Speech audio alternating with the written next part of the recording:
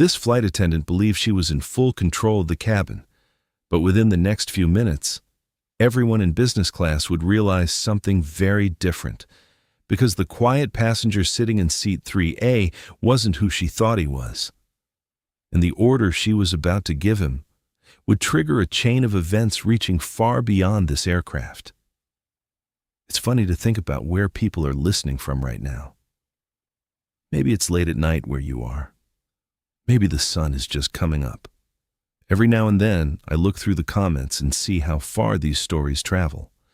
And if you enjoy stories like this one, make sure this channel doesn't disappear from your feed, because the next story might be the one you don't want to miss. We are not creating a single story. We are building a recurring narrative universe. The plane had already reached cruising altitude. The soft hum of the engines blended with the quiet luxury of the business class cabin, wide seats, soft lighting, the low murmur of passengers settling into long-haul silence. Most people were focused on their screens. Some were sipping drinks. Others were already asleep. But in seat 3A, something had caught the attention of senior flight attendant Caroline Mercer. She had been flying international routes for 12 years, professional, precise, and known among the crew for running the cabin with strict authority. And right now, one passenger wasn't cooperating. Caroline stopped beside seat 3A and leaned slightly toward the man sitting there. "Sir," she said firmly, "I need you to sit upright for service." The man looked up slowly. He was calm, mid-30s, dark jacket, yellow leather coat draped open, composed, not confrontational. But Caroline had already asked him twice, and now several passengers nearby were watching. "I'm comfortable like this," the man replied quietly. Caroline frowned. "Sir, that position obstructs the aisle." It didn't, not really, but authority sometimes fills the gaps where certainty is missing. The man glanced briefly down the aisle, then back at her. "I'll adjust after I finish this." He gestured toward the tablet resting on his lap. Caroline crossed her arms. "That's not how this works." 2 seats away, a businessman slowly lowered his headphones. Something about the tone had shifted. The man in 3A looked at her calmly. "I'm not refusing," he said. "I'm asking for a moment." Caroline shook her head. "No. I asked you politely already." Her voice grew louder. "I need you to sit up. Now." The tension spread through the cabin like a ripple in still water. Across the aisle, a passenger quietly raised a phone. The man in 3A noticed, but his expression didn't change. He closed the tablet, slowly, then placed it on the tray and looked directly at Caroline. "Is there a reason you're escalating this?" That question made her jaw tighten, because now it sounded like she was the one being challenged, and Caroline had never tolerated that in her cabin. "You're delaying service," she snapped. "You're not following instructions." The man remained still. "Then perhaps we should clarify the instruction." Caroline leaned closer. "No. What you should do is follow it." A few passengers exchanged looks. This was no longer routine. The man in seat 3A studied her expression carefully. Then, he said something that seemed completely unrelated. "Has your airline briefed you on passenger observation protocols?" Caroline blinked. "What?" "Passenger observation protocols." Her irritation turned to open disbelief. "That has nothing to do with this." But the man's tone stayed calm. "Actually, it might." The businessman across the aisle leaned forward now.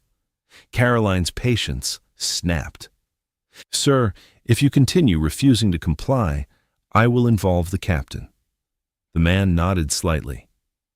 "That would probably be best." The answer surprised her. Passengers noticed. People expecting confrontation instead saw composure. Caroline straightened. "You think this is a joke?" "No." "Then sit up." The man paused, just long enough for the silence in the cabin to become uncomfortable. Then, he reached slowly into the inside pocket of his jacket. A few heads turned. Caroline stiffened, But instead of anything threatening, he pulled out a slim black leather holder and opened it. She barely glanced at it until he turned it toward her. Her eyes moved over the badge, the seal, the identification. For a moment, she didn't understand what she was seeing, but someone else did. 2 rows behind them, a passenger suddenly whispered, "Wait, that's Federal." Caroline felt her stomach tighten. The man closed the folder calmly. "I didn't intend to interrupt your service." His voice stayed measured. "But this seat was selected for a reason." Caroline stared at him. "What are you talking about?" He leaned slightly closer so only she could hear. "This aircraft is part of a compliance observation." The words made no sense at first, but then he added something that made the air in the cabin feel heavier. 3 airlines are currently under review." Caroline felt a strange chill. Review for what? The man's eyes drifted briefly down the aisle, then back to her. "Passenger classification irregularities." Caroline shook her head. "That's not possible." But the man didn't argue. He simply asked a question. "Did your airline tell you who manages your seating allocation software?" She hesitated. "No."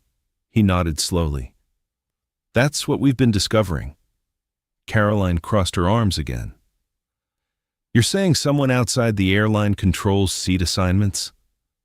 "Sometimes." The word hung in the air. Passengers nearby were listening openly now, phones raised slightly higher. Then the man added something quietly. "And sometimes those assignments are used to move certain passengers." Caroline's voice lowered. "Move them where?" He looked toward the rear of the cabin, then back at her. "Away from witnesses." The silence that followed felt heavier than the altitude outside the plane. Caroline stared at him. "This is ridiculous." The man tilted his head slightly. "Is it?" Then he asked one more question. "Has anyone from Skybridge Aviation Services briefed your crew?" The name meant nothing to her, but it meant something to someone else, because the businessman across the aisle whispered again. "That company runs half the service contracts in international airports." Caroline felt the control she had over the cabin beginning to slip, and the man in seat 3A simply leaned back again, relaxed, observing. Because what Caroline didn't know yet was that this aircraft had been randomly selected weeks earlier, part of a quiet investigation across multiple cities, an investigation into a contractor quietly manipulating passenger data, and seat 3A had just become the center of it. But the real problem was still unfolding, because somewhere on this plane, someone connected to that contractor might be watching, and the moment Caroline had tried to assert authority, she had unknowingly triggered something much bigger, something that had already surfaced in 2 other airports, and this flight was now the 3rd. But no one in business class realized that yet, except the man sitting in seat 3A, and he was still watching the cabin carefully, because sometimes the fastest way to expose a system is to let it reveal itself. And tonight, that process had just begun. The cabin had gone quiet, not the comfortable quiet of a long-haul flight. This was different. This was the kind of silence that spreads when people realize they're watching something they weren't supposed to see. Caroline Mercer felt it immediately. Every passenger in business class was now looking toward seat 3A, toward the man in the yellow jacket, toward the badge she had barely looked at moments earlier. And suddenly, the authority she had carried down that aisle felt fragile. She straightened her uniform slightly, trying to regain control. "Sir," she said carefully, lowering her voice, "if this is some kind of misunderstanding—" "It isn't," the man replied calmly. His tone hadn't changed, still measured, still calm, still completely unaffected by the tension building around them. Caroline glanced briefly down the cabin. No passengers were pretending to ignore it anymore. Two people were recording openly. Someone near row 5 had leaned halfway into the aisle to see better. That alone irritated her, because Caroline believed one thing above all else: the cabin should never feel out of control. But right now, it was slipping away. She folded her arms. "You said this aircraft was part of an observation." "Yes. And you're saying someone outside the airline is manipulating passenger assignments?"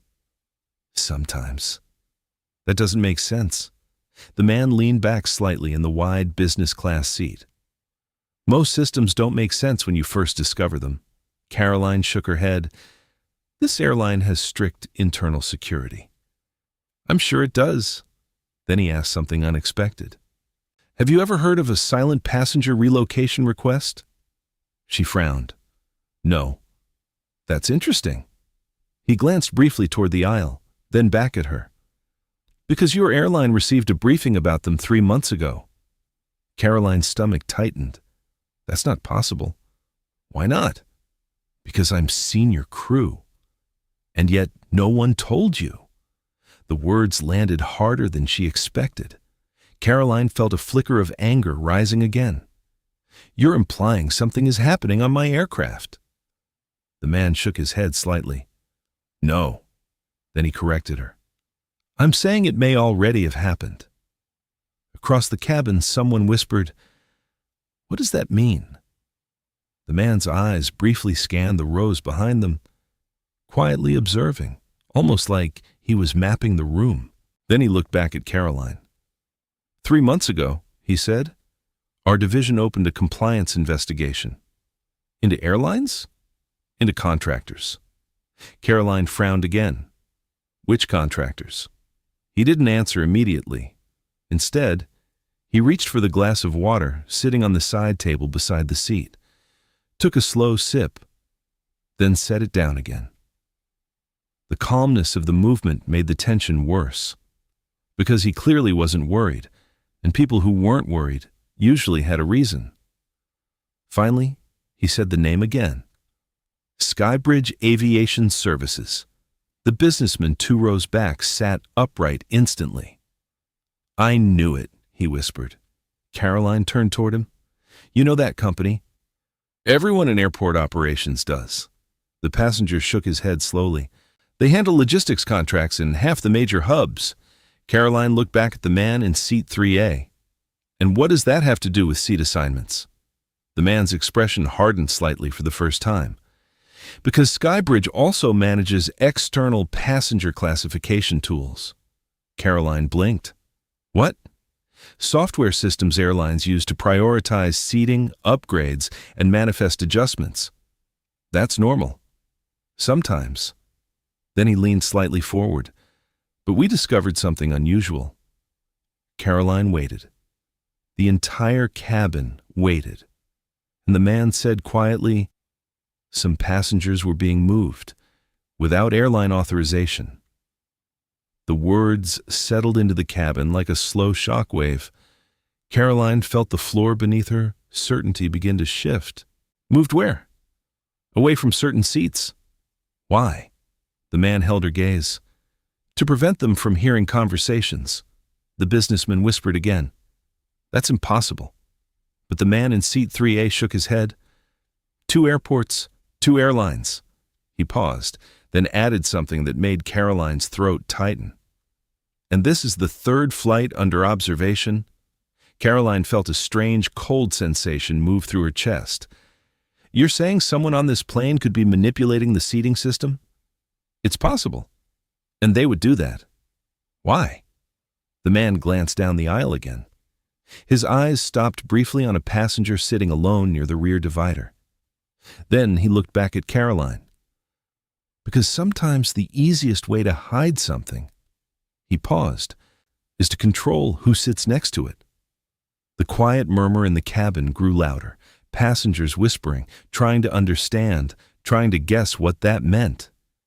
Caroline leaned closer now, lowering her voice. "Then why are you sitting here?" The man looked down at the seat. "Seat 3A. Then he answered. "Because this seat was flagged." "Flagged for what?" Another pause, and then he said something that made Caroline's pulse spike. "Someone tried to move me." Her eyes widened. "When?" 20 minutes after boarding. Caroline felt the blood drain from her face. "That's impossible." He reached into his jacket again. This time, he pulled out a small tablet, turned the screen toward her. On it was a system log, a digital entry. Seat, relocation, request. Passenger 3. A source, external override. Caroline stared at the screen, her mind racing, because that request had never come through her cabin system, which meant someone had attempted it remotely. The man slowly turned the tablet back toward himself, closed it, and leaned back again. Calm, observing. Then he said quietly, "And whoever sent that request—" He looked down the aisle once more. "Might be sitting on this plane." The cabin felt colder now, heavier, more watchful, because suddenly every passenger realized something. This wasn't a confrontation anymore. This was an investigation, and somewhere inside this aircraft, someone might be trying to hide something. Caroline swallowed, trying to steady her voice. "Then what happens now?" The man in seat 3A looked toward the cockpit door, then back at her. And for the first time since the conversation started, a small, knowing smile appeared. "Now," he said calmly, "we see who gets nervous." And somewhere further down the cabin, a passenger suddenly stood up.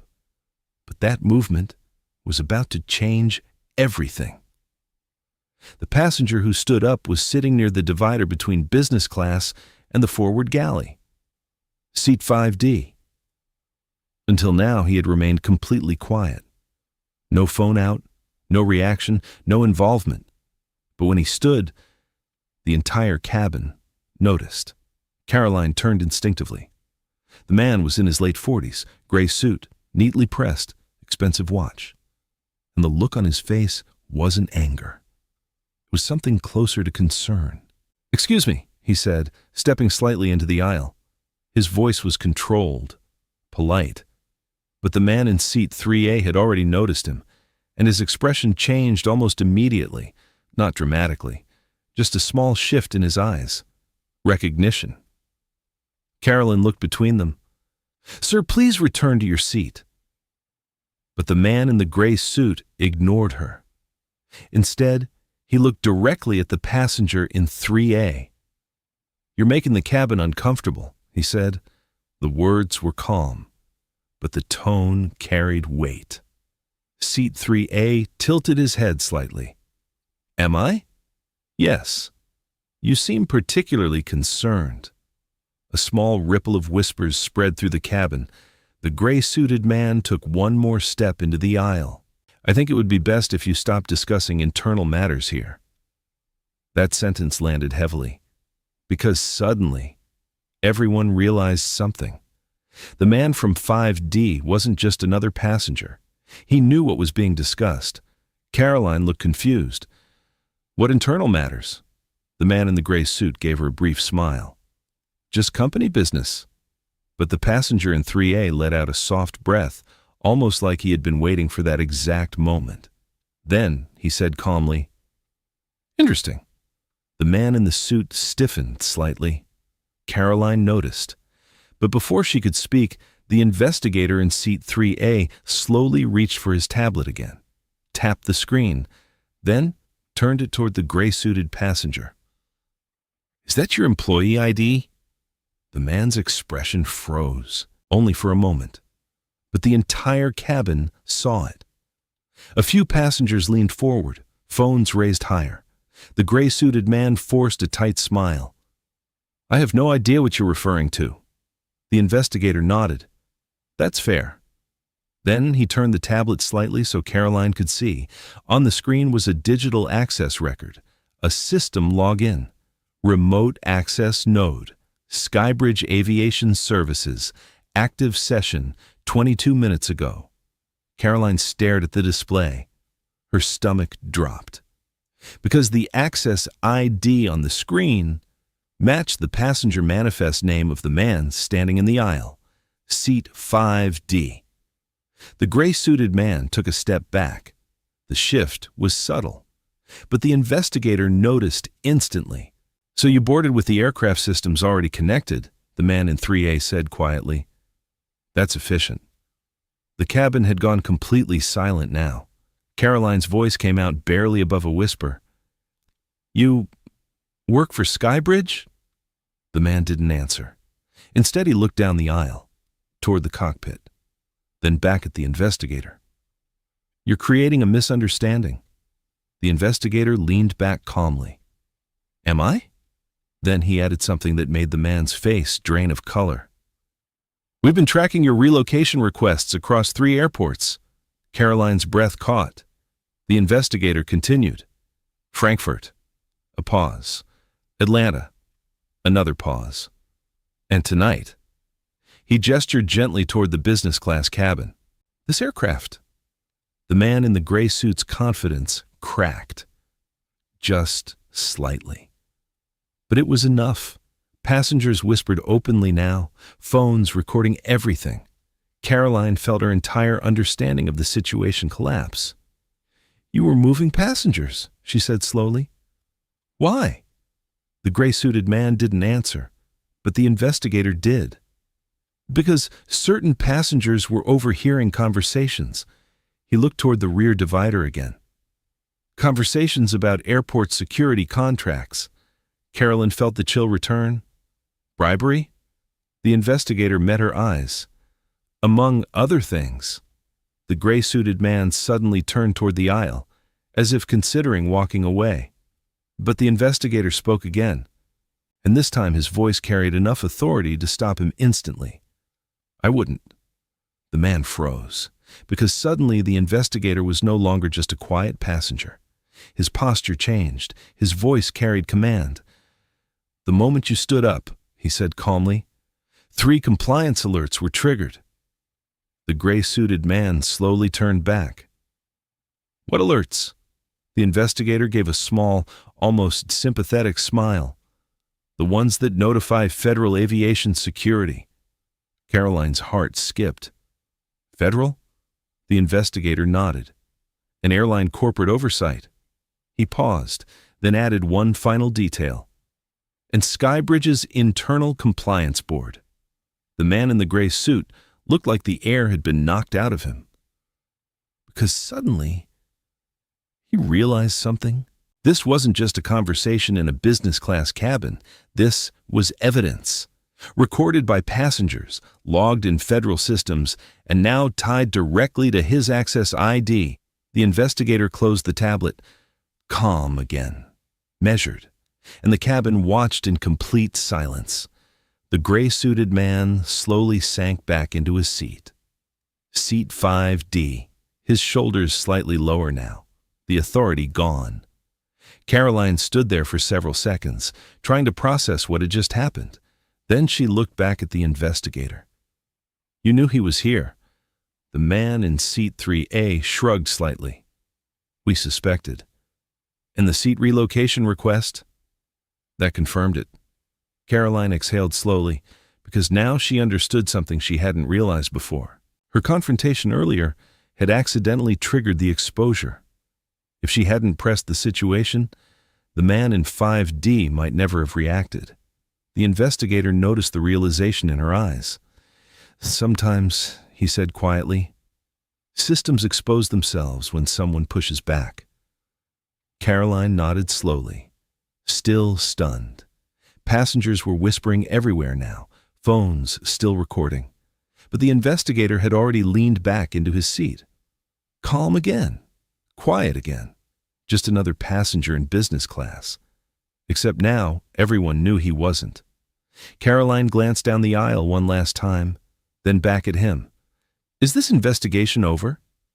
The man in seat 3A looked toward the window, the clouds stretching endlessly outside. Then he answered calmly. "This flight?" A pause. "Yes." But then he added something that made the story feel much bigger. "This investigation," he looked back at her, "is just getting started." Because what no one in that cabin realized yet was that Skybridge Aviation Services had appeared in 4 separate federal reviews over the last year. Different airports, different airlines, different contractors, but always the same pattern: passenger movement, seat reassignment, and conversations that certain people weren't supposed to hear. And tonight, business class on this aircraft had just become the newest piece of that puzzle. Somewhere beyond the clouds, someone connected to Skybridge would soon receive an alert telling them something had gone very wrong. Because sometimes corruption hides behind systems no one questions, until someone does. And sometimes, that question starts with something as simple as a seat assignment. And this wasn't the only city under review.